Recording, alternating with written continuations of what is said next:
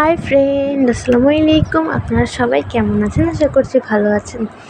আমাদের আজকের রেসিপি দুধ চিতই পিঠা। তো চলুন দেখে নিই কীভাবে দুধ চিতই পিঠা বানাতে হয়।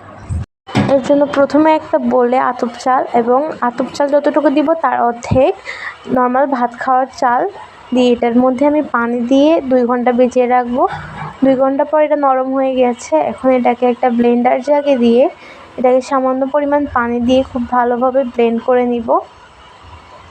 এখন এর মধ্যে দিয়ে দিব স্বাদ মতো লবণ এবং কুড়িয়ে রাখা নারকেল। সব কিছুকে খুব ভালোভাবে মিশিয়ে নিয়েছি।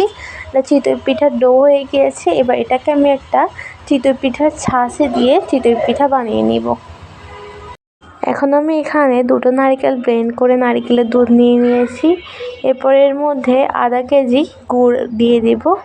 আধা কেজি খেজুরের গুড় দিয়ে এটাকে ভালোভাবে ফুটিয়ে নিব। এটা যখন ফুটে এসেছে তখন এর মধ্যে দিয়ে দিব এলাচি আর তেজপাতা। সব কিছু ভালোভাবে ফুটে এসেছে। এরপর আমি এর মধ্যে আগে থেকে তৈরি করে রাখা চিতই পিঠাগুলো দিয়ে ঢাকনা দিয়ে এটাকে যতক্ষণ না বলক আসছে ততক্ষণ রান্না করে নিব। একবার বলক আসলে চুলাটাকে বন্ধ করে এটাকে ঠান্ডা করে নিব। এরপর আমি এর মধ্যে ঠান্ডা হয়ে গেলে আগে থেকে জাল করে ঠান্ডা করে নেওয়া দুধ দিয়ে দিব। অবশ্যই পিঠা এবং দুধ ঠান্ডা করে রাখতে হবে, না হলে খেজুরের গুড়ের সাথে দুধটা একসাথে গরম অবস্থায় দিলে দুধটা নষ্ট হয়ে যাবে, কেটে যাবে দুধটা। এরপর আমরা এটাকে নেড়ে ছেড়ে এটাকে তৈরি করে নিয়েছি। ব্যাস তৈরি হয়ে গিয়েছে আমাদের দুধ চিতই পিঠা। আশা করছি আমাদের আজকের রেসিপিটি আপনার কাছে ভালো লেগেছে।